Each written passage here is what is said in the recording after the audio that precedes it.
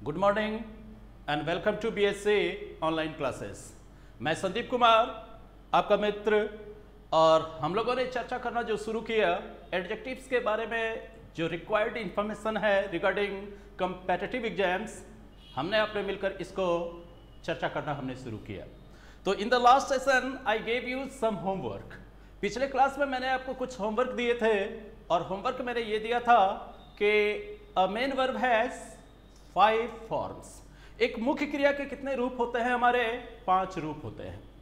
और ये जो 5 रूप थे, उन 5 रूपों का इस्तेमाल करके हम लोग क्या करते हैं? तो फर्स्ट स्टेज में आप ये जानते हो कि वर्ब के 5 रूपों का इस्तेमाल करके हम क्या करते हैं? टेंस का फॉर्मेशन करते हैं। तो चलो देखते हैं। अगर हम लिखते हैं वर्ब के बारे में, वर्ब के बारे में आपने क्या कहा कि वर्ब के जो ओरिजिनल फॉर्म है आपके V1 है, इसके बाद देखो आपका सेकेंड फॉर्म है, थर्ड फॉर्म है, फोर्थ फॉर्म है, और इसके बाद फिर आपके क्या हैं? फिफ्थ फॉर्म है। तो वर्ब के जो ये 5 रूप हैं, इन 5 रूपों का इस्तेमाल करके आप क्या करते हो? सबसे पहली जो आपकी जरूरत है टेंस का फॉर्मेशन किया जाना, उसके लिए आप इन 5 रूपों का इस्तेमाल करते हो। लेकिन मैंने क्या कहा था कि presently we are in concerned with the chapter adjectives. जब हम लोगों ने एडजेक्टिव्स के बारे में बात करना शुरू किया है तो मैंने कहा था कि जो वर्बल एडजेक्टिव्स हैं उसी को हम लोग क्या कहते हैं? पार्टिसिपल एडजेक्टिव्स कहते हैं। अर्थात वर्ब का कोई ना कोई रूप तो होता होगा जो बिहेवियर में एडजेक्टिव जैसा बिहेव करता होगा। बिहेवियरल चेंजेस हमें देखने को मिलते होंगे। जब वर्ब में भी अगर बिहेवियर देखने को मिलेगा एडजेक्टिव्स का, तो ऐसे एडजेक्टिव्स का अगर हम नामकरण करेंगे तो किस नाम से बुलाएंगे? हम लोग पार्टिसिपल एडजेक्टिव्स के नाम से बुलाएंगे। तो ऐसे वर्ब के फॉर्म्स में से जरूरत आपको किसकी किसकी पड़ती है? वर्ब के थर्ड फॉर्म की जरूरत पड़ती है आपको, और eight the same time verb के फोर्थ फॉर्म की जरूरत पड़ती है। आप याद करो हमारे जो कि फर्स्ट सेशन में मैंने आपको क्या कहा था, किसी भी चीज को एडजेक्टिव्स का नाम अगर आप देना चाहते हो तो आप ये प्रैक्टिकली सोच करके देख लो, क्या उस शब्द को किसी नाउन से पहले ऐड किया जा सकता है क्या? अगर उस नाउन से पहले जिस किसी भी वर्ड को आप ऐड कर पाओगे, वो वर्ड आपका क्या कहलाएगा? आपका एडजेक्टिव कहलाएगा। और यहां हम प्रेजेंटली कंटेक्स्ट में बात क्या करने जा रहे हैं कि वर्ब के ही फॉर्म्स जिसके बगल में अगर हम नाउन को अप्लाई कर दें, इसके बगल में हम नाउन को अप्लाई कर दें, और यहां पर fourth form of the verb के बगल में भी अगर आप नाउन को अप्लाई कर दोगे तो ये वर्ब का फोर्थ फॉर्म होते हुए भी ये क्या करेगा? बगल वाले नाउन को क्वालिफाई करेगा। तो क्वालिफाई जब ये करेगा तो क्वालिफाई करना ये किसकी प्रवृत्ति है? आपके एडजेक्टिव्स की प्रवृत्ति है। वर्ब होते हुए भी अगर ये एडजेक्टिव का फंक्शन कर रहा है तो जरूर इसे एडजेक्टिव्स का नाम दिया जाना चाहिए। बिल्कुल करेक्ट सोच रहे हो आप। इसे जब एडजेक्टिव्स का नाम दिया जाना चाहिए तो आप कहोगे कि सर आप ये भी बता दो एडजेक्टिव्स की श्रेणी में आखिर इसको कौन सा नाम दिए जाएं। तो ऐसे ही एडजेक्टिव्स को आप क्या कहते हो दोस्त? पार्टिसिपल एडजेक्टिव्स कहते हो। हम क्या कहेंगे? इसको भी पार्टिसिपल एडजेक्टिव्स का नाम देंगे, और इस एडजेक्टिव को भी आप किसका नाम दोगे? आप पार्टिसिपल एडजेक्टिव्स का नाम दोगे। चलो एग्जाम्पल लेकर के देखते हैं। अगर मैं यहां लिखता हूं रनिंग, अगर मैंने यहां पर लिख दिया रनिंग, रनिंग, और बगल में मैंने यहां पर लिख दिया ट्रेन, तो यहां सोच करके देखो ये ट्रेन क्या है? आपके पास नाउन है, नाउन है। और उससे पहले ये देख लो वर्ब के फोर्थ फॉर्म है, इसको आपने जो कि अप्लाई कर दिया है। तो ये वर्ब के फोर्थ फॉर्म क्या कर रहे हैं? आपके ट्रेन को क्वालिफाई कराने का काम कर रहे हैं। कैसी ट्रेन के बारे में बात हो रही है? तो रनिंग ट्रेन के बारे में बात हो रही है, चलती हुई गाड़ी के बारे में बात हो रही है। आपने धर्मेंद्र की मूवी देखी होगी, आपने बर्निंग ट्रेन, आपने देखी होगी बर्निंग ट्रेन। बर्निंग ट्रेन इसका मतलब क्या हुआ? ऐसी ट्रेन जिसमें आग लगी हुई थी और वो धू धू करके क्या कर रहा था? वो जल रहा था। तो ये देखो क्या कि ये कैसी ट्रेन है? तो ऐसी ट्रेन है जिसमें आग लगी हुई है, जलती हुई ट्रेन है ये। तो यहां पर देखो क्या किया आपने? बर्न में ही आईएनजी लगा करके आपने कहां पे रखा है? इसे नाउन से पहले रखा है। नाउन से पहले रखा तो वर्ब का चौथा रूप, ये वर्ब होते हुए भी इन फंक्शन, ये क्या हो गया आपका? एडजेक्टिव। और ऐसे एडजेक्टिव का नाम दोगे तो क्या नाम दोगे आप एडजेक्टिव का? पार्टिसिपल एडजेक्टिव्स, इसे ही कह के आप बुलाओगे। सिमिलरली आप लोग प्रोवर्ब पढ़ते होंगे कि barking dogs seldom bite, barking dogs seldom bite, seldom bite. तो यहां पर देख लो कि डॉग्स आपके क्या हैं? नाउन्स हैं। और उससे पहले आप इस्तेमाल किसका कर रहे हो? बार्किंग का इस्तेमाल कर रहे हो। तो बार्किंग का मतलब क्या हो गया? भूखता हुआ कुत्ता। तो यहां पर देखिए भूखता हुआ कुत्ता या भूखने वाले कुत्ते, तो यहां पर देख लो क्या है कि बार्किंग किसको क्वालिफाई कर रहा है, कैसे कुत्ते के बारे में बात हो रही है, तो भूखते हुए कुत्ते के बारे में बात हो रही है। तो ये है तो वर्ब का फोर्थ फॉर्म, लेकिन यहां इन फंक्शन ये किसका फंक्शन कर रहा है, एडजेक्टिव का। तो इस एडजेक्टिव को भी नाम क्या दोगे दोस्त, आप पार्टिसिपल एडजेक्टिव का नाम दोगे। अगर ठीक इसी तरह से अगर आप देखते हो तो क्या कहते हो, rolling stones, rolling stones, stones gather no moss, gather no moss, no moss.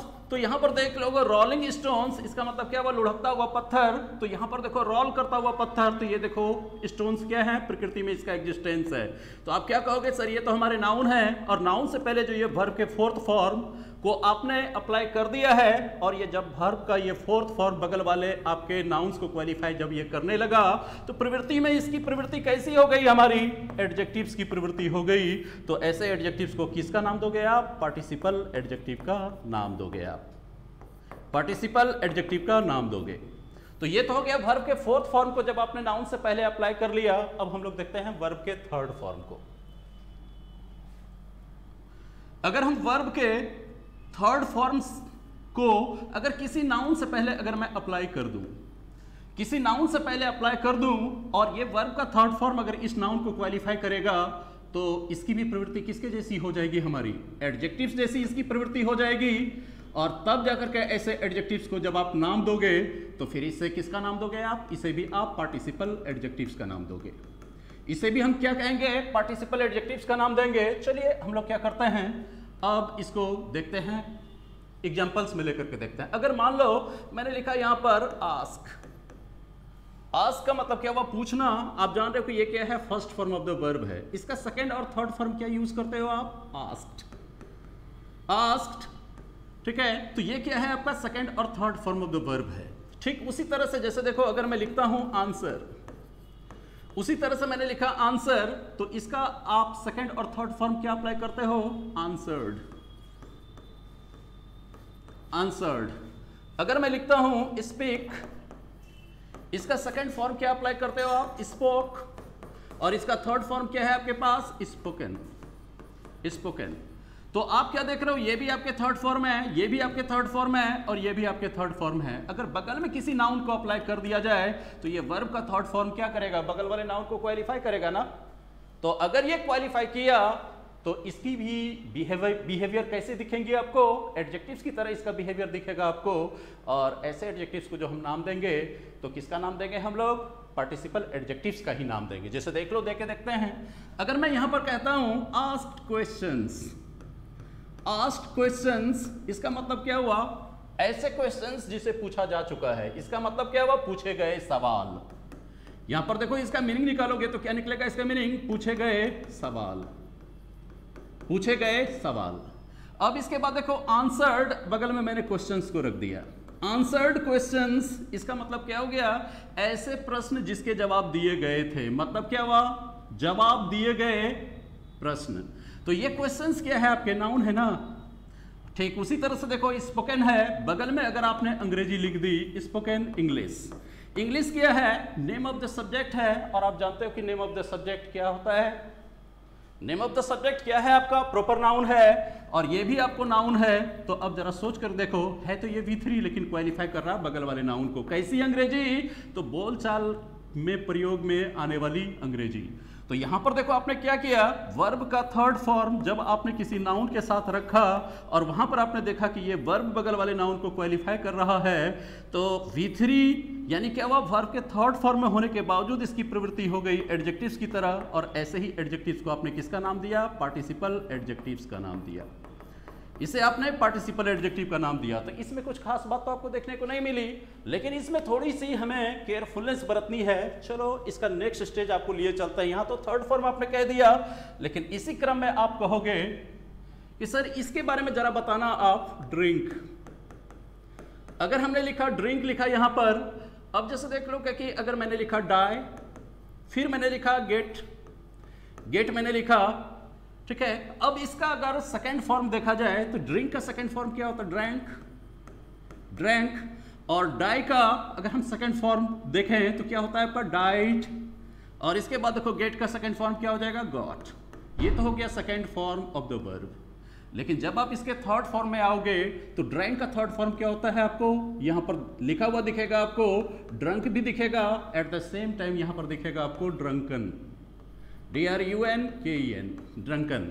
इसके बाद को डाइड का जब थर्ड फॉर्म लोगे डाई का, तो यहां पर देखोगे क्या डाइड भी लिखा हुआ है, एट द सेम टाइम बगल में क्या लिखा हुआ है, डेड भी लिखा हुआ है।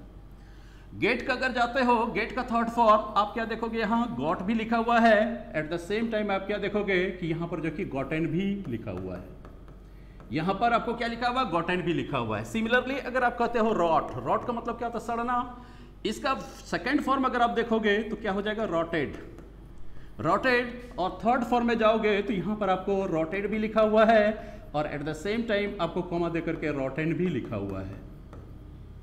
ठीक है, रॉटेन भी आपको लिखा हुआ है। तो अब आप ये कहोगे कि सर आपने क्या कहा कि third form of the verb के बगल में आप नाउन को प्लेस कर दो और वो किसका काम करेगा, हमारा एडजेक्टिव का काम करेगा। तो आप यहां पर कंफ्यूज्ड हो गए थोड़ा सा, इस कंटेक्स्ट में आप थोड़ा सा जो कंफ्यूज्ड हो गए, तो आप ये सोचने लगे कि सर थर्ड फॉर्म में तो दोनों ही फॉर्म है मेरे, तो क्या इसके बगल में मुझे नाउन लगाना है या कि मैं इसके बगल में नाउन लगाऊं।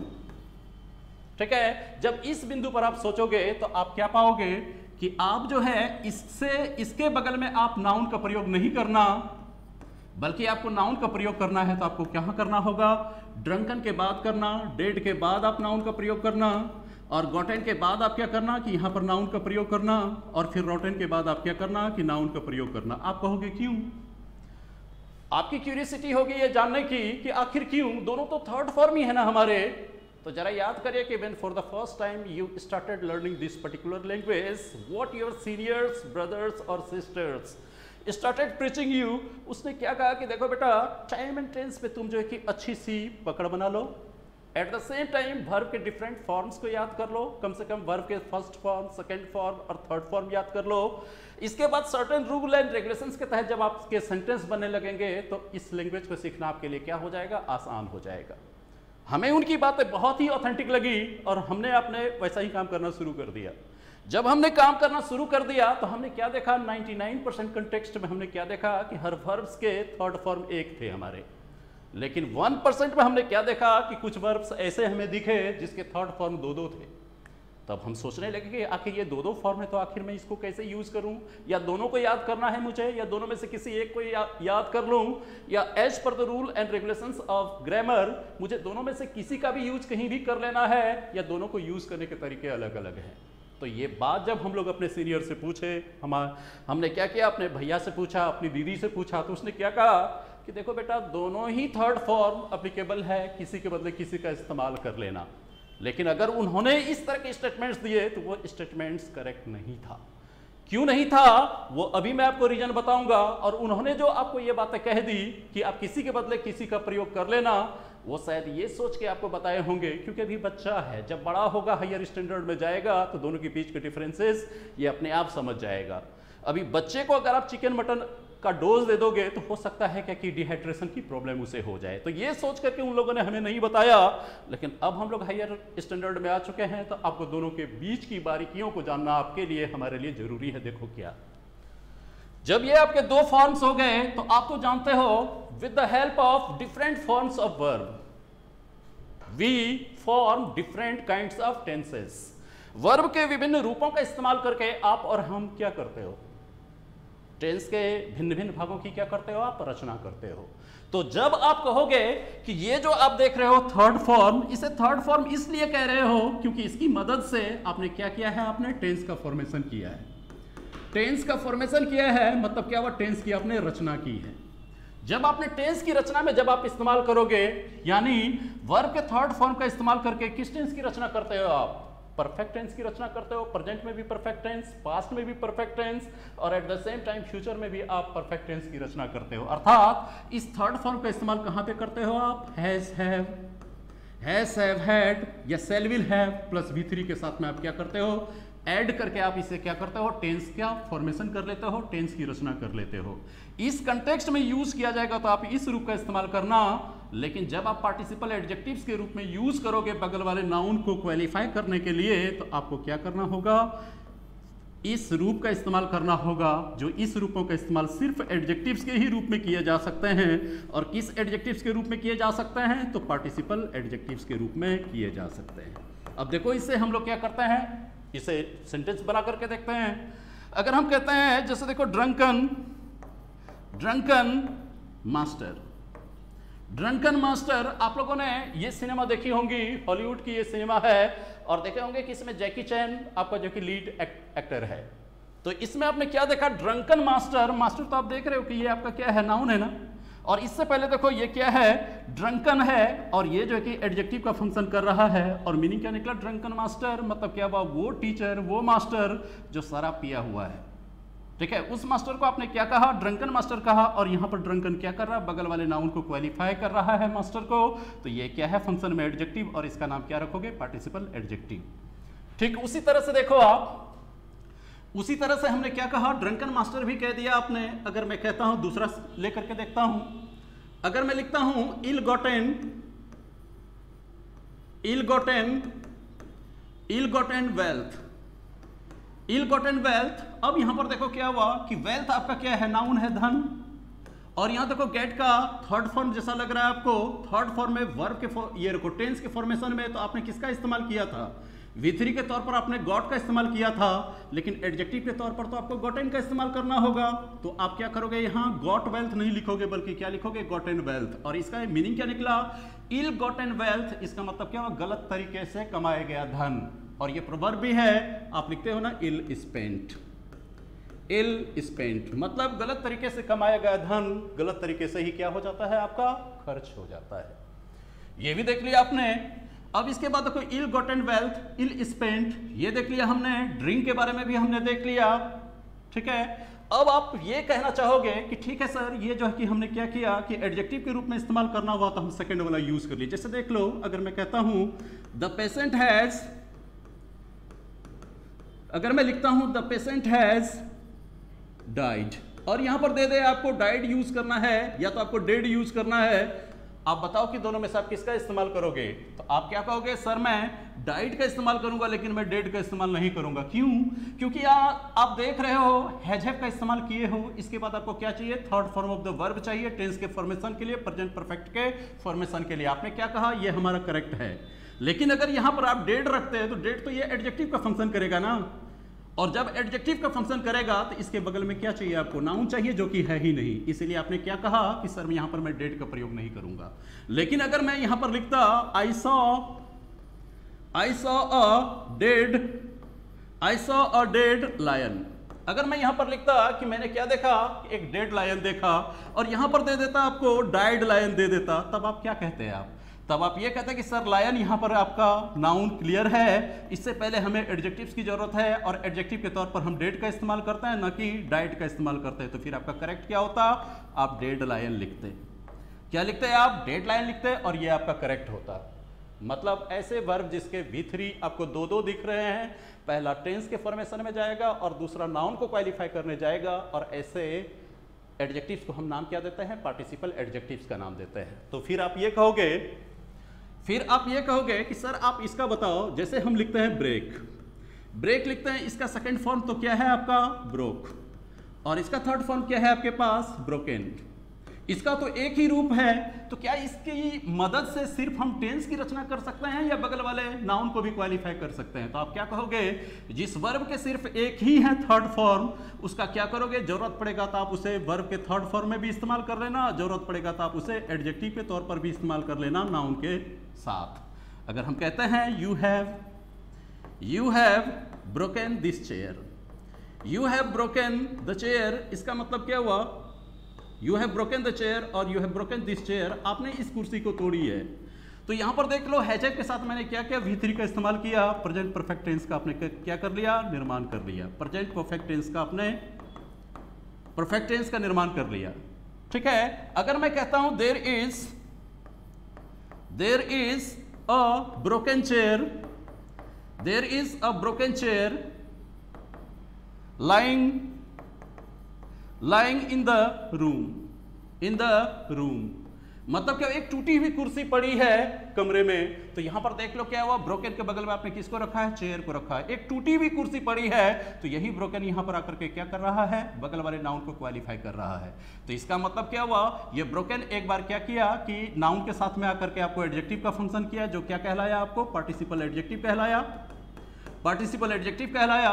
और एक बार आकर के जो कि ये इन्होंने क्या किया, हैज हैव हैड के साथ आया, और यहां पर क्या कहा आपने, third form of the verb कहा, third form of the verb कहा, ऑफ द वर्ब कहा।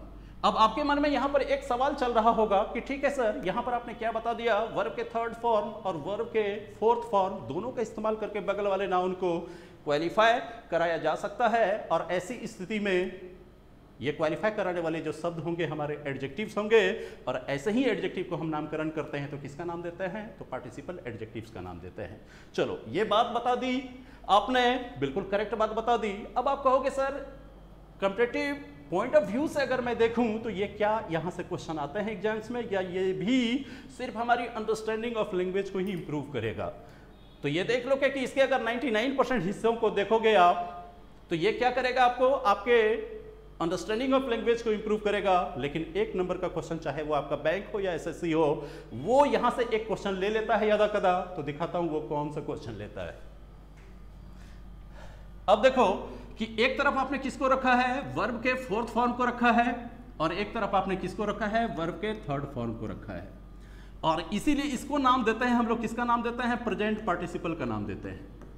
इसे हम किसका नाम देंगे, प्रेजेंट पार्टिसिपल का नाम देते हैं, प्रेजेंट पार्टिसिपल का नाम देते हैं। और इसे आप किसका नाम देते हो, पास्ट पार्टिसिपल का नाम देते हो। पास्ट पार्टिसिपल का हम क्या करते हैं, नाम देते हैं। चलो ठीक है, एक को आपने कहा प्रेजेंट पार्टिसिपल और एक को कहा आपने क्या, पास्ट पार्टिसिपल। अब ये बताओ कि जब आपको प्रेजेंट पार्टिसिपल को जब आपको एम्फसाइज करना होगा, जब इसे आपको एम्फसाइज करना होगा, और एम्फसाइज करने के लिए जब आपको एडवर्ब्स ऑफ क्वांटिटी की जरूरत होगी, जब आपको किस चीज की जरूरत होगी, एडवर्ब ऑफ क्वांटिटी की जब आपको जरूरत होगी, जब एडवर्ब ऑफ क्वांटिटी की जरूरत होगी, तो आप क्या करोगे, प्रेजेंट पार्टिसिपल के साथ आप वेरी का प्रयोग करोगे। किसका प्रयोग करोगे, वेरी का प्रयोग करोगे। और जो पास्ट पार्टिसिपल होंगे, इसको एम्फसाइज करने के लिए आप किसका प्रयोग करोगे, मच का प्रयोग करोगे। ठीक है, जैसे देख लो फॉर एग्जाम्पल, अगर मैं देखता हूं, अगर मैं लिखता हूं वेरी इंटरेस्टिंग, अगर मैं लिखता हूं वेरी इंटरेस्टिंग, तो इंटरेस्टिंग में देखो क्या लगा हुआ है, आईएनजी लगा हुआ है। ये क्या है, प्रेजेंट पार्टिसिपल। अगर इसको एम्फसाइज करेंगे तो हम क्या प्रयोग करेंगे, वेरी का प्रयोग करेंगे। अगर मैं लिखता हूं वेरी वेरी वेरी इंटरेस्टिंग, यहां पर देखो वेरी इंटरेस्टिंग लिखा आपने। चलो अगर लिखते हैं वेरी सरप्राइजिंग, वेरी सरप्राइजिंग, इसका मतलब बहुत ही आश्चर्यजनक। एक जगह मैंने लिखा इंटरेस्टिंग, दूसरी जगह क्या लिखा मैंने, सरप्राइजिंग लिखा। तो ये प्रेजेंट पार्टिसिपल को आपको क्या करना था, एम्फसाइज करना था, वेरी का प्रयोग कर दिया। अगर हम पास्ट पार्टिसिपल को देखते हैं, अगर मैंने लिखा यहां इंटरेस्टेड, इंटरेस्टेड मैंने लिखा, और दूसरा लिखा मैंने सरप्राइज्ड, दूसरा मैंने लिख दिया सरप्राइज्ड। तो अब आप मुझे बताओ कि इसे जब आपको एम्फसाइज करना है तो आप वेरी का इस्तेमाल करोगे या कि मच का इस्तेमाल करोगे। तो आप तुरंत कह दोगे आप कि सर वेरी का इस्तेमाल तो प्रेजेंट पार्टिसिपल को हम क्या करते हैं, एम्फसाइज करते हैं, और ये तो हमारे पास्ट पार्टिसिपल हैं, इसलिए यहां पर किसका प्रयोग होना चाहिए, मच का प्रयोग होना चाहिए। बिल्कुल सही जवाब है आपका। ठीक है, लेकिन इसी में आपके क्या हैं, एक्सेप्शंस हैं। ये जो आपके एक्सेप्शंस आ रहे हैं, अब एक्सेप्शंस को हिंदी में क्या कहते हो दोस्त, आप अपवाद कहते हो। अपवाद जो कहते हो, यहीं से यदा कदा आपको एक नंबर के क्वेश्चंस आपको आते हैं, एक नंबर के क्वेश्चन आपको आते हैं अक्सर एग्जाम्स में, और वो पूछता क्या है कि मुझे अपवाद के तौर पर ऐसे पास्ट पार्टिसिपल का नाम बता दो जिसके साथ हम मच का प्रयोग न करके वेरी का प्रयोग करते हैं, और वो स्टेटमेंट हमारा क्या होता है, करेक्ट होता है। यहीं से आपको एक नंबर का सवाल पूछता है, तो आपको जानना होगा वो कौन कौन से आपके क्या हैं, पास्ट पार्टिसिपल हैं, जिसके साथ हम किसका प्रयोग करेंगे, मच का प्रयोग नहीं करके हम क्या करेंगे, वेरी का प्रयोग करेंगे, और वो हमारा क्या होगा, करेक्ट होगा। तो देखो ऐसे पार्टिसिपल्स में अगर देखोगे, पास्ट पार्टिसिपल में अगर हम देखें तो इसमें देखो क्या क्या आएगा आपको, tired, shocked, frightened, frightened, bored, dejected, dejected, delighted, delighted, और फिर हैं आपके pleased, pleased। ये देखो, ये सब के सब क्या है, आपके पास्ट पार्टिसिपल हैं, लेकिन ये पास्ट पार्टिसिपल होने के बावजूद भी अगर आप चाहोगे कि इसके साथ मैं मच का प्रयोग करूंगा तो ये गलत साबित होगा, बल्कि इसके साथ आपको किसका प्रयोग करना होगा, आपको वेरी का इस्तेमाल करना होगा, और वेरी ही क्या है आपका करेक्ट है।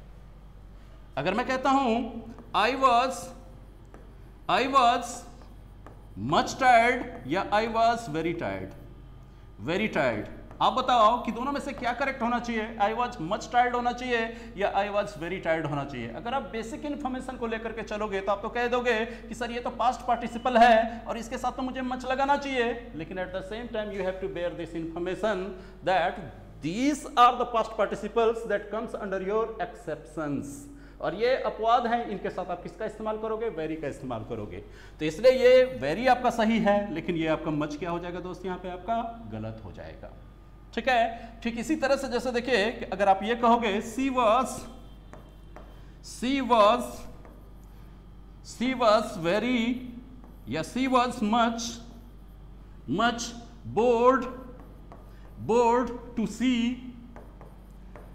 सी the movies, to see the movie, मतलब क्या वो सिनेमा देखकर बहुत ही बोर हो गई। तो अब आप मुझे ये बताओ कि वेरी बोर्ड लिखोगे या कि मच बोर्ड लिखोगे। आप तो आप कहोगे कि बोर्ड आपका पास्ट पार्टिसिपल है, मैं मच लगाता हूं, तो आपका गलत हो जाएगा। आपको क्या लगाना चाहिए, आपको वेरी का इस्तेमाल करना चाहिए, और वेरी आपका सही होगा क्योंकि ये आपके किसके अंडर आते हैं, तो आपके एक्सेप्शंस के अंदर आते हैं।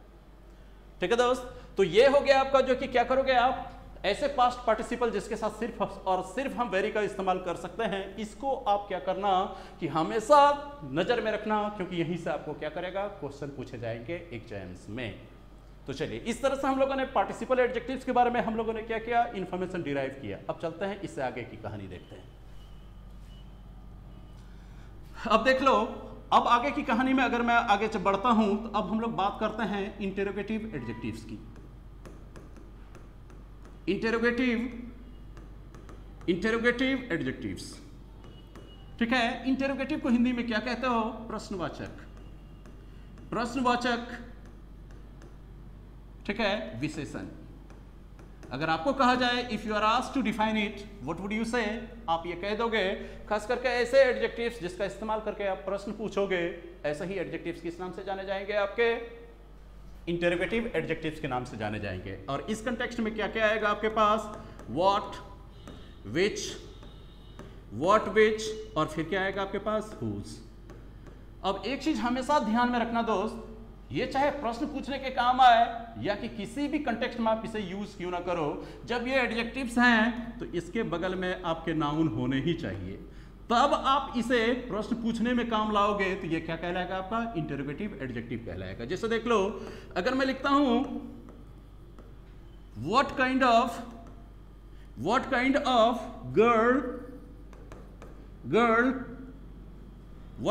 Girl you like, What kind of girl do you like?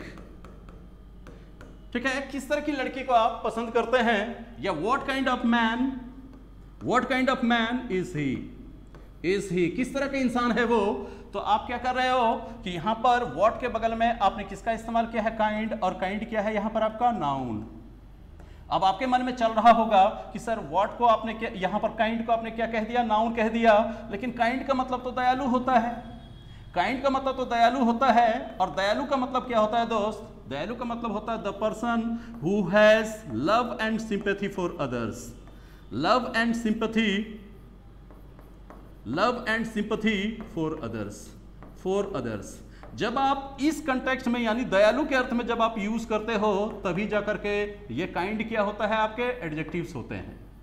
लेकिन जब आप नाउन, खास करके काइंड का प्रयोग अगर आप प्रकार, किस्म, या अंग्रेजी में कहते हो आप टाइप के अर्थ में जो यूज करोगे तो ये क्या माने जाते हैं, सिंगुलर नाउन माने जाते हैं, सिंगुलर नाउन माने जाते हैं। और ऐसे नाउन में तब फिर आप क्या करोगे, एस या एस जोड़ करके इसका प्लुरल भी बना सकते हो, काइंड के बदले आप काइंड्स भी लिख सकते हो।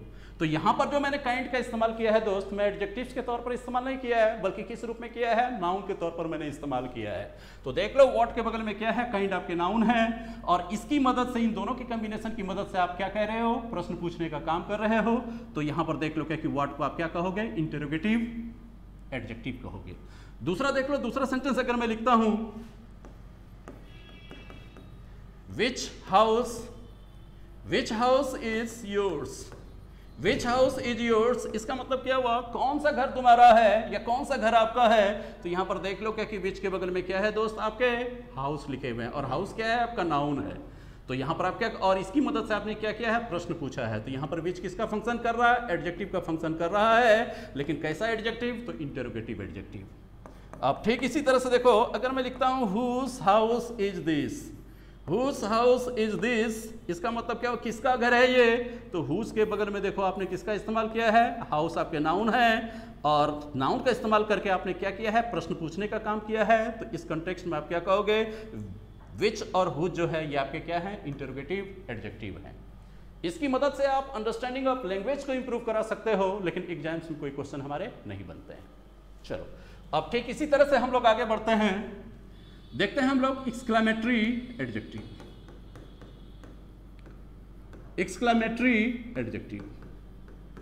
एक्सक्लेमेटरी को हिंदी में क्या कहते हो, विस्मय सूचक विशेषण, अर्थात the adjective that is used, the adjective that is used, that is used for showing, for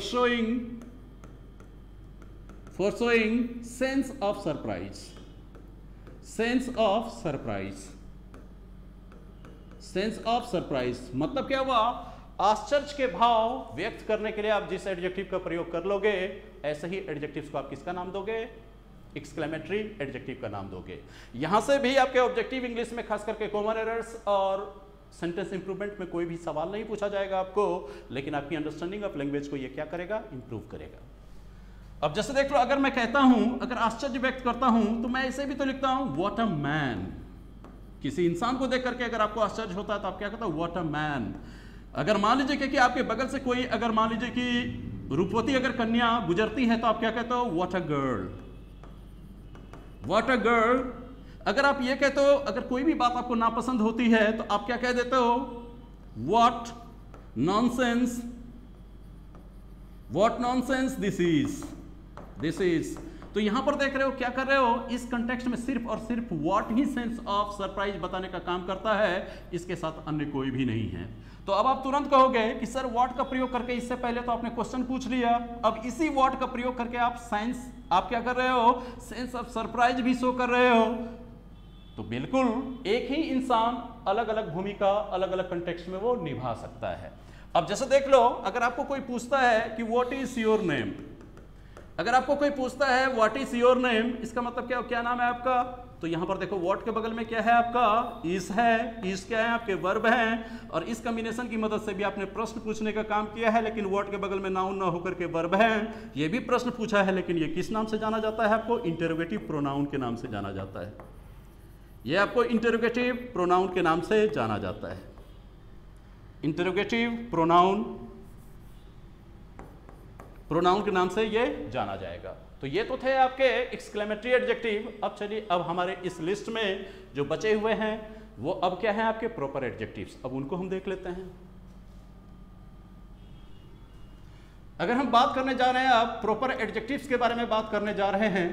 proper adjectives, इसको आप क्या कहोगे कि व्यक्तिवाचक, व्यक्तिवाचक विशेषण, व्यक्तिवाचक विशेषण, व्यक्तिवाचक विशेषण। और इसको डिफाइन करोगे तो क्या कहोगे, the adjective derived from, the adjective derived from, derived from proper nouns, derived from proper nouns, proper nouns is called proper adjective. खास करके ऐसे एडजेक्टिव्स जिसका फॉर्मेशन जो हुआ है, जिसका डिराइवेशन भी अगर हुआ है तो किससे हुआ है? प्रॉपर नाउन से हुआ है। तो ऐसे ही एडजेक्टिव क्या कहलाएंगे? आपको प्रॉपर एडजेक्टिव्स कहलाएंगे। और इसमें खास करके आपको जो पता चलता है, हम लोग क्या करते हैं इसमें खास करके ओरिजिन और नेशनलिटी का पता चलता है हमें, नेशनलिटी का पता चलता है हमें। तो चलो देखो हम कैसे बनाते हैं इसे। अगर मान लो मैं यहां पर लिखता हूं इंडिया, इंडिया क्या है? नेम ऑफ द प्लेस है। आपको आप इसे क्या कहोगे? ज्योग्राफिकल एरिया का भी नाम दे सकते हो आप। इंडिया, इंडिया से जब आप एडजेक्टिव का फॉर्मेशन करोगे तो इंडिया से आप क्या बनाते हो? इंडियन। अगर यहां पर ऑस्ट्रेलिया लिखा जाए, ऑस्ट्रेलिया लिखा जाए तो इससे एडजेक्टिव का फॉर्मेशन करोगे तो आप क्या लिखोगे? Australian, Australian. अगर जैसे देख लो ठीक इसी तरह से अगर हम आगे बढ़ते हैं, अगर मैं लिखता हूं फ्रांस, और फ्रांस ओरिजिन से बिलोंग करने वाले जो लोग होते हैं, ठीक है, उसको आप क्या कहते हो? फ्रेंच। अगर चाइना, अगर मैंने यहां पर लिखा चाइना लिखा तो इससे बनने वाले एडजेक्टिव क्या हो जाएंगे आपको? Chinese, Chinese. अब इसके बाद देख लो Shakespeare, name of the person है, प्रॉपर नाउन है। शेक्सपियर का अगर मैंने नाम लिखा और इससे जब हम एडजेक्टिव्स बनाएंगे तो क्या हो जाएगा? Shakespearean, Shakespearean. अगर मैं टैगोर लिखता हूं, जैसे रविन्द्रनाथ टैगोर को आप जानते हो, अगर हम लिखते हैं टैगोर, इससे अगर आप एडजेक्टिव का निर्माण करोगे तो क्या होगा? टैगोरियन। और जब ये एडजेक्टिव्स बन गए तो इधर भी नाउन लगा दो, सभी एडजेक्टिव्स के बगल में आप नाउन लगा दो और लगेगा ही लगेगा, क्योंकि जब ये एडजेक्टिव्स बन गए तो बगल वाले नाउन को तो ये क्वालिफाई करेगा ही करेगा। आपको नाउन को क्वालिफाई करना ही करना है। और यहां भी आप क्या करोगे? आप जो कि यहां पर क्या करो कि नाउन को लगा दो, तो देख लो कि ये क्या करेगा? ये एडजेक्टिव का फंक्शन करेगा और ये बगल में नाउन है। और ऐसे ही एडजेक्टिव किस नाम से जाने जाएंगे? प्रॉपर एडजेक्टिव्स के नाम से जाने जाएंगे। जैसे देख लो आप, अगर मैं लिखता हूं इंडियाज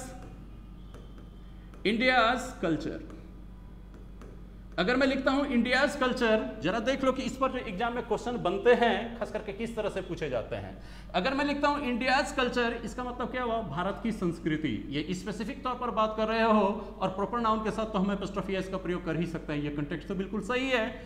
अगर मैं इस तरह से लिखता हूं इंडियन कल्चर, अगर मैं लिखता हूं इंडियन कल्चर, इंडियन का मतलब क्या हुआ? भारत का या भारत के लोगों का। तो इसमें तो कोई एपोस्ट्रोफी एस की जरूरत नहीं है, क्योंकि यहां देख रहे हो आप कि ये खुद में स्पेसिफिक है, खुद में ही काके की का मीनिंग अपने आप में समाहित किए हुआ है। तो इसलिए इसके साथ अगर आप सोचोगे कि आर्टिकल्स दी का प्रयोग करेंगे तो ये भी आपका गलत हो जाएगा। अगर आप इंडियंस, अगर आप यहां पर इंडियंस कल्चर अगर आप करते तो भी आपका सेंटेंस क्या हो जाता? गलत हो जाता। और अगर आप लिखते हैं, अगर एपोस्ट्रोफी एस का प्रयोग न करके अगर आप प्लूरल बनाना चाहते इंडियंस, तब जाकर के अगर आप कल्चर लिखते तो भी आपका गलत हो जाता है। इसलिए क्योंकि इंडियन आपके क्या है? एडजेक्टिव है, और एडजेक्टिव में एस एस लगा करके प्लूरल फॉर्म नहीं किया जाता है, क्योंकि एडजेक्टिव का अपना कोई नंबर होता ही नहीं है। तो फिर ये भी क्या होता है? एस लगाते तो आप गलत हो जाता, एस हटाओगे तो सही हो जाएगा। तो बस ये देखो बेसिक लेवल पे खास करके क्लरिकल कैडर में इस तरह के सवाल आपको पूछे जाते हैं। बच्चा टाइप ऑफ क्वेश्चंस कह सकते हो, या लॉलीपॉप टाइप ऑफ क्वेश्चंस जो कहोगे, इसी को क्या कहोगे आप? प्रॉपर एडजेक्टिव्स होते हैं। चलो, तो इस तरह से हम लोगों ने क्या देख लिया कि जो कि प्रॉपर एडजेक्टिव्स को भी देख लिया, और हमने क्या कहा कि जब एडजेक्टिव बनाए तो बगल में नाउन को लाऊंगा। चलो नाउन को ला करके देखते हैं, नाउन को ला करके देखते हैं। अगर आप कहते हो शेक्सपियरियन इंग्लिश,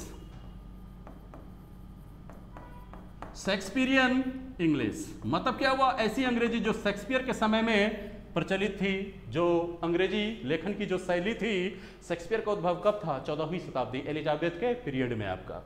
तो ये देख लो शेक्सपियरियन इंग्लिश शेक्सपियर के समय की अंग्रेजी हो गई आपकी। अगर मैं लिखता हूं चाइनीज, चाइनीज टॉयज, इसका मतलब क्या हुआ? चीनी खिलौने। मतलब क्या हुआ? चीन में बने हुए जो खिलौने हैं। टॉयज आप क्या देख रहे हो? यहाँ पर नाउन है, और ये चाइनीज फॉर्मेशन किससे किए हो? चाइना से किए हो, और ये चाइनीज क्या है? आपके एडजेक्टिव्स है। इस तरह से दोस्त एडजेक्टिव्स का जो डेफिनेशन पार्ट था आपका, सबों का इंडिपेंडेंट एग्जिस्टेंस जो था, सभी पहलुओं को हमने देख लिया। अब हम लोग देखेंगे एसएससी में और कभी कभार बैंक में 1 नंबर के जो प्रश्न पूछे जाते हैं एज अ होल कंक्लूजन से। अब मैं दिखाता हूं कैसे सवाल पूछे जाते हैं। अब आते हैं हम लोग इन द वेरी बिगिनिंग हमने सबसे पहले किस चीज पर फोकस किया कि एडजेक्टिव्स किसे कहते हैं, एडजेक्टिव्स को पहचानेंगे कैसे। तो आपने एक शब्द में आपने जवाब क्या दे दिया कि सर नाउन से पहले जिन जिन शब्दों को हम ऐड कर सकते हैं वो सारे के सारे हमारे क्या होते हैं, एडजेक्टिव्स होते हैं। बिल्कुल सही जवाब है आपका। आपने क्या कह दिया कि नाउन से पहले जिन शब्दों को हम ऐड करेंगे वो सारे ऐड होने वाले शब्द जो होते हैं हमारे, ये क्या होते हैं, आपके एडजेक्टिव्स होते हैं। अब एक चीज देखो, ये मेरा कहने का मतलब क्या है, इसको ध्यान में रखना आप। इस नाउन से पहले अगर हम मान लेते हैं कि चलो मैंने यहां पर लिख दिया हैंडबैग, मैंने लिख दिया हैंडबैग मैंने लिख दिया। अब जरा सोच करके देखो कि अगर मैंने लिखा अ हैंडबैग, ठीक है, या अगर मैंने लिखा दिस हैंडबैग, तो ये दोनों शब्दों को जोड़ रहे हो तो इसका मतलब क्या हुआ, ये दोनों भी क्या है, आपके एडजेक्टिव्स हैं। ये बात और है कि आप दिस को आप डिटरमाइनर्स की श्रेणी में रखते हो, डिमोन्स्ट्रेटिव एडजेक्टिव की श्रेणी में बुलाते हो, और ए एंड दी को आप क्या करते हो, आर्टिकल्स बुलाते हो। लेकिन हैं ये सारे क्या हैं, एडजेक्टिव्स ही तो है जिसको आप नाउन से पहले ऐड कर रहे हो। अब ये देखो क्या कि हैंडबैग से पहले अगर हम लेदर को रख दिए तो लेदर क्या है, मटेरियल है ना, मटेरियल है। और अगर हैंडबैग भी आपका नाउन है और ये भी आपका नाउन है, एक नाउन से पहले दूसरे नाउन को रखा जाए और पहले वाला नाउन दूसरे वाले को क्वालिफाई करे, तो ऐसे ही नाउन इन फंक्शन, नाउन होते हुए भी एडजेक्टिव का फंक्शन करता है। ऐसे ही नाउन को आपने किसका नाम दिया था, एपिथेट एडजेक्टिव का नाम दिया था ना आपने। अगर मान लो क्या कि इस हैंडबैग के पहले अगर मैं कलर को यूज कर लूं, अगर मान लो मैंने यहाँ पर व्हाइट लिख दूं, या मैं यहाँ पर रेड लिख दूं, या कि मैं यहाँ पर ब्लू लिख दूं, तो ये क्या है, आपके कलर है। अगर इससे पहले अगर मान लीजिए मैं ओरिजिन दिखाना चाहूं तो मैं ये भी तो लिख सकता हूं चाइनीज हैंडबैग है, वो ये चाइनीज हैंडबैग है, तो ये चाइनीज क्या है, ओरिजिन जो दिखाने का काम किया, ये प्रॉपर एडजेक्टिव्स है ना आपके, ये क्या हो गए, आपके प्रॉपर एडजेक्टिव्स हो गए। और जैसे ही मेरी नजर पड़ती है हैंडबैग पे, तो हैंडबैग कैसा है, खूबसूरत है, ब्यूटीफुल है, ठीक है। तो यहां पर देखिए ये क्या है, ये मेरा ओपिनियन है। जब मैं किसी भी व्यक्ति अथवा वस्तु को देख करके जो मैं जजमेंट लेता हूं, जो विचार मेरे मन में पलते हैं, वो क्या है आपका, यही चीज क्या है आपका, ब्यूटीफुल जो है ये आपका क्या है, ओपिनियन को दर्शा रहा है, ओपिनियन को दर्शा रहा है। अगर मान लीजिए इस हैंडबैग से पहले अगर मैं 1 2 3 4 5 6 7 8 9 10 अगर ये सारे शब्द अगर मैं यूज कर रहा हूं, इसका मतलब क्या हुआ दोस्त, ये मैं क्या कर रहा हूं, नंबर यूज कर रहा हूं। आप इसे कहते हो ना सर एग्जैक्ट नंबर है ये, तो ये क्या है आपके, कार्डिनल एडजेक्टिव, न्यूमरल के ही तो पार्ट थे आपके। अगर इस हैंडबैग के साथ अगर मैं एस लगा दूं, यहां पर अगर मैं मैनी लगा दूं, या पर यहां अगर मैं फ्यू लगा दूं, ये क्या कर रहा है आपको कि ये इंडेफिनिट नंबर को तो शो कर रहा है। तो मतलब कर क्या रहे हो, एक ही नाउन से पहले कभी आप जो है कि क्या कर रहे हो कि पर्पस दिखाने वाले शब्द यूज कर रहे हो, कभी ओपिनियन दिखाने वाले शब्द यूज कर रहे हो एडजेक्टिव के रूप में, कभी आप क्या कर रहे हो डिमोन्स्ट्रेटिव एडजेक्टिव, तो कभी आर्टिकल्स यानी ये रखो डिटरमाइनर्स को भी यूज कर रहे हो, कभी आप ओरिजिन को दिखा रहे हो, कभी आप कुछ दिखा रहे हो, शेप को दिखा रहे हो, साइज को दिखा रहे हो सकता है ये हैंडबैग जो हो रेक्टेंगुलर हो सकता है ये रेक्टेंगुलर हो, ठीक है, हो सकता है ये बड़ा है या कि छोटा है, बिग है या स्मॉल है। अब आप ये कहोगे सर सारे शब्दों को तो आपने नाउन के पहले ही जोड़ा है और ये सारा तामझाम तो आप डेफिनेशन में आप हमें बता चुके थे, लेकिन इस कंटेक्स्ट में आपको चर्चा करने की जरूरत क्यों पड़ी, क्योंकि यहाँ 1 नंबर का सवाल पूछा जाएगा दोस्त। और सवाल आपका क्या होगा, आपको पूछा जाएगा कि नाउन तो यहाँ है, लेकिन इस नाउन से पहले अगर मोर देन 1 एडजेक्टिव्स इसी नाउन के लिए अगर आपको प्रयोग करना पड़े, तो किस एडजेक्टिव को आप पहले रखोगे और किस एडजेक्टिव्स को आप बाद में रखोगे। जैसे देख लो, इसको याद रखने का एक ही तरीका दिमाग में लेकर के चलना, DOSSACNMP और तब जाकर के ये लास्ट में आपका कौन है, नाउन है। इसका मतलब क्या हुआ, एक ही नाउन से पहले अगर आप इतने सारे एडजेक्टिव्स को एक लाइन से अगर आप अरेंज करना चाहते हो तो उसका ऑर्डर यही होना चाहिए। अब आप कहोगे कि सर ये डी किस चीज के लिए स्टैंड करता है, डी फॉर डिटरमाइनर्स। ये किसको रिप्रेजेंट करता है, डिटरमाइनर्स को रिप्रेजेंट करता है, डिटरमाइनर्स। आप कहोगे सर डिटरमाइनर्स में कौन कौन आते हैं, इसमें आर्टिकल्स ए एन दी भी आएगा, आपका ए एन दी भी आएगा। डिटरमाइनर्स में आपके फिर पोसेसिव एडजेक्टिव्स भी आ जाते हैं, माई, योर, हिज, हर, ये भी आ जाएगा आपको। और इसी डिटरमाइनर्स में आपको दिस, दैट, दिस, दोज भी आ जाएगा, दिस, दैट। इसके बाद देख लो फिर क्या आ जाएगा आपका, दिस भी आ जाएगा, दोज भी आ जाएगा। अब इसी क्रम में आपके कौन आ जाएंगे, फ्यू भी आ सकता है और आपके क्या आ सकते हैं, मैनी भी आ सकता है।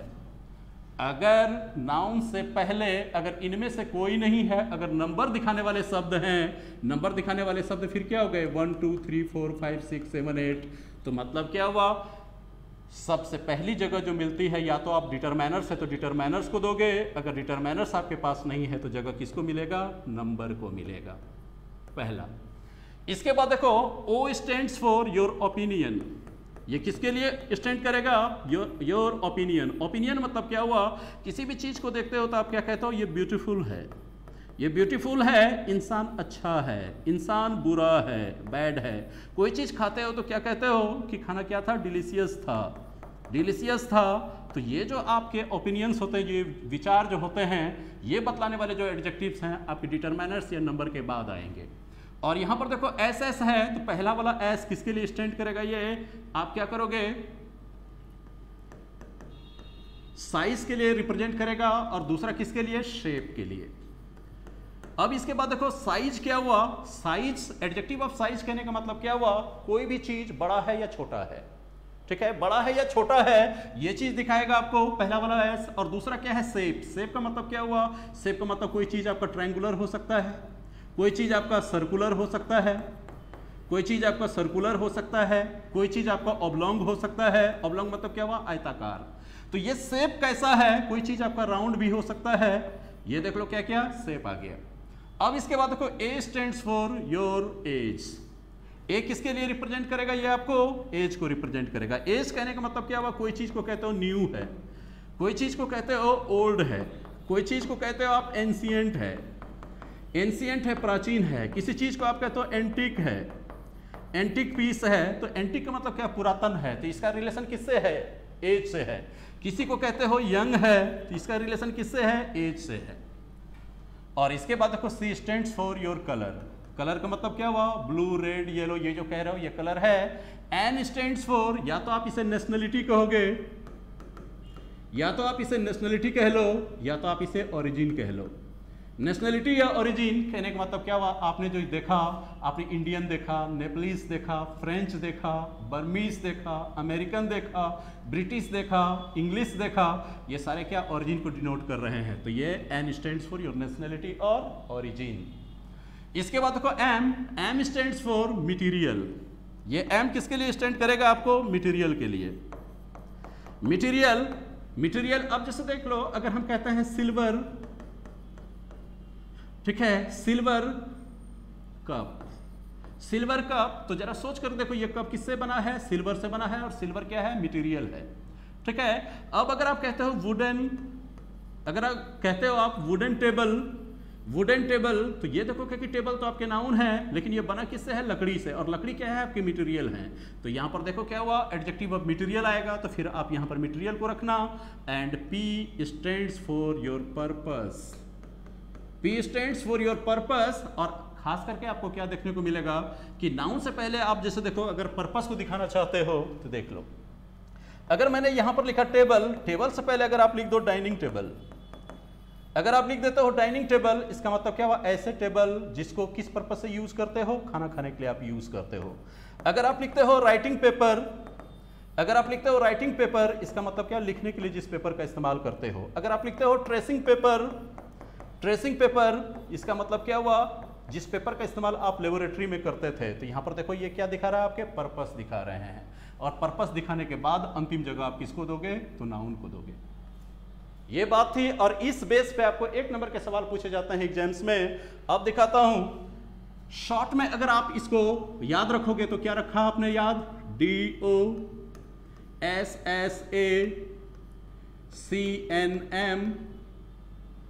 CNM, इसके बाद फिर क्या रखोगे, P, ठीक है। और तब जाकर के आप किसको रखोगे, नाउन को रखोगे।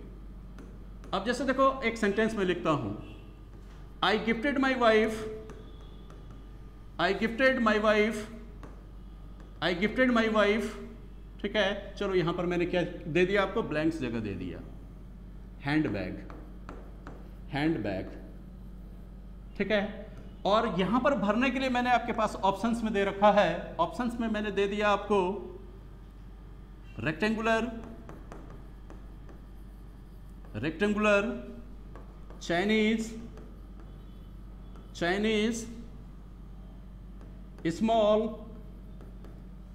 Small, red. और मैंने कहा कि आप ऐसा करो कि आप मुझे यहां भर के दिखाओ कि आप इसे इसी ऑर्डर में आप यहां फिल कर दोगे या इसका एक प्रॉपर क्या करोगे, आप ऑर्डर बना करके ही आप इस नाउन से पहले यूज करोगे। तो याद रखो कि रेक्टेंगुलर जो है ये किस चीज को दिखा रहा है, आपके साइज को दिखा रहा है या शेप को दिखा रहा है। तो आप क्या कहोगे कि सर ये तो शेप को दिखा रहा है। अब देखो चाइनीज क्या है, आपके ओरिजिन को दिखा रहा है, इसको ओरिजिन कहो, या तो आप क्या कहोगे कि सर ये जो कि नेशनलिटी। दूसरा देखो कोई भी चीज हाउ बिग और स्मॉल, ये क्या दिखा रहा है आपका, ये आपका साइज दिखा रहा है। और रेड देखो क्या है, एडजेक्टिव ऑफ क्या है आपके पास, कलर है। तो अब आपको जो रखना होगा इसके हिसाब से रखना होगा ना। तो अब आप देख लो क्या हुआ, आई गिफ्टेड माई वाइफ, हर जगह हैंडबैग आपका सिंगुलर नंबर में। चलिए आपके साथ आर्टिकल्स ए भी मैंने दे दिया। ए क्या है, आर्टिकल्स कह लो, या तो आप इसे क्या कहोगे, डिटरमाइनर्स कहोगे, डिटरमाइनर्स। ठीक है, अब अरेंज करके अगर आपको लिखना होगा, अगर इस तरह से अगर आप इसे उठा करके फिल कर देते हो तो ये क्या हो जाएगा आपका, गलत हो जाएगा। तो सही क्या होगा, ध्यान में रखो, सबसे पहले क्या है, डिटरमाइनर्स अगर है तो डिटरमाइनर्स को यूज करोगे। तो डिटरमाइनर्स कहाँ है आपके पास, ए यहां पर है। तो क्या कहोगे, आई गिफ्टेड माई वाइफ अ, ठीक है, मैंने अपनी बीवी को गिफ्ट किया एक। ठीक है, यहाँ इसका काम तो हो गया। अब इसके बाद देख लो कि जो मैंने हैंडबैग उसे दिया था वो हैंडबैग कैसा था, देख लो स्मॉल है, रेड है। अगर मान लो क्या कि ब्यूटीफुल भी अगर होता, लेकिन ब्यूटीफुल है नहीं, तो ब्यूटीफुल नहीं है इसका मतलब क्या हुआ, ओपिनियन है नहीं यहाँ पे। जब ओपिनियन नहीं है तो ओपिनियन का भी जगह आप छोड़ दो। इसके बाद देख लो क्या है, S stand for your size. Size मतलब क्या, बिग था या स्मॉल था, तो यहाँ पर देखो स्मॉल है। तो अब क्या करोगे, यहाँ पर स्मॉल लिखा मैंने। स्मॉल लिखने के बाद फिर आपका क्या है, शेप। शेप कैसा था, रेक्टेंगुलर था। अब क्या करोगे, रेक्टेंगुलर, रेक्टेंगुलर, रेक्टेंगुलर। और इसके बाद देख लो कि शेप भी आपका काम हो गया। ए फॉर एज, एज में न्यू वगैरह कोई शब्द है नहीं है, तो एज भी नहीं है, इसे भी छोड़ दिया मैंने। C stands for your colour, colour क्या है आपके पास, रेड है, रेक्टेंगुलर। अब इसके बाद क्या लिखोगे, रेड, रेड भी मैंने लिख दिया। देखो रेड को भी यूज कर चुके हो आप, डिटरमाइनर्स को भी यूज कर चुके हो, स्मॉल को यूज कर लिया आपने, रेक्टेंगुलर को यूज कर लिया। तो अब बचा क्या आपका, चाइनीज, चाइनीज हैंडबैग। तो इस तरह से आपने क्या देख लिया कि जब एक ही नाउन से पहले एक से ज्यादा एडजेक्टिव्स जब मुझे यूज करने होंगे तो उसका क्या होना चाहिए, एक प्रॉपर ऑर्डर होना चाहिए। आप इसी ऑर्डर में आप इसको प्लेस करोगे। अगर इस ऑर्डर में अगर आप प्लेस नहीं करोगे तो ये क्या हो जाएगा आपका, गलत हो जाएगा। और शॉर्ट में आपको सिर्फ क्या याद रखना है, DOSSACNMP और बगल में नाउन। बस इतना सा ध्यान में रखो और एक नंबर के क्वेश्चन आपके एग्जाम्स में सॉल्व हो जाते हैं। ठीक है दोस्त, अब यहां पर देखो इसके बारे में थोड़ी सी इंफॉर्मेशन और देख लो कि अब आप ये कहोगे कि सर कि अगर मैं लिखूंगा डिस्क्रिप्टिव में, अगर मैं लिखूंगा एक ही नाउन के लिए मैक्सिमम मुझे कितने एडजेक्टिव्स यूज करने चाहिए, कितने एडजेक्टिव्स का यूज किया जाना ज्यादा बेहतर माना जाता है। तो मैं आपको क्या कहूंगा, जब कभी भी किसी नाउन से पहले more than one adjectives use करोगे तो कोशिश करना कि उसकी मैक्सिमम संख्या 3 ही रहे। और अगर इस तरह से अगर आप यूज करते हो तो आपकी राइटिंग जो है वो क्या मानी जाएगी, उत्कृष्ट मानी जाएगी। ठीक है दोस्त, तो इस तरह से हम लोगों ने क्या देखा, एडजेक्टिव्स के डिफरेंट एस्पेक्ट के बारे में हमने बात कर ली। एडजेक्टिव्स किसे कहते हैं, नाउन से पहले जुड़े जाने वाले जो शब्द होते हैं वो सारे के सारे क्या हो गए, एडजेक्टिव्स हो गए। सबों को अलग अलग तरह से अलग अलग कंटेक्स्ट में अलग अलग रूल एंड रेगुलेशंस के तहत यूज करते हो और यूसेज के आधार पर ही एडजेक्टिव्स आपके कई भागों में बटे। जितने भी भाग हुए सबके इंडिपेंडेंट एग्जिस्टेंस जो था, यूसेज जो था, उनको हमने देखा। चलो हमने देख लिया एडजेक्टिव्स को किसी सेंटेंस में यूज जब हम करते हैं तो दो तरीके से यूज करते हैं, एट्रीब्यूटिवली और प्रेडिकेटिवली। मतलब क्या हुआ, नाउन के साथ यूज करते हैं और नाउन के बगैर यूज करते हैं।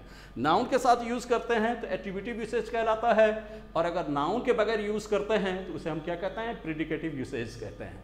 ठीक है, ये बात भी हमने देख ली। अब इसके बाद अगर हम न्यूमरल एडजेक्टिव्स में कार्डिनल, ऑर्डिनल और मल्टीप्लिकेटिव तीनों आए तो उसे शॉर्ट में आपने क्या कहा, ऑर्डर रखने का क्रम आपने क्या रखा, OCM। पहले ऑर्डिनल आएगा, फिर कार्डिनल आएगा और लास्ट में क्या आएगा, मल्टीप्लिकेटिव।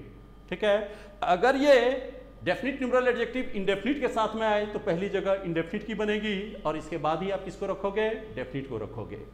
और ये डिस्क्रिप्टिव एडजेक्टिव की श्रेणी में जब एक से ज़्यादा एडजेक्टिव्स आते हैं, जैसे आपके ओपिनियंस हैं, नेशनलिटी है, ओरिजिन है, तो इसको रखने का क्रम हम क्या रखेंगे, DOSSACNM, इसके बाद P स्टैंड्स फॉर पर्पस और इसके बाद आप नाउन को रख दोगे।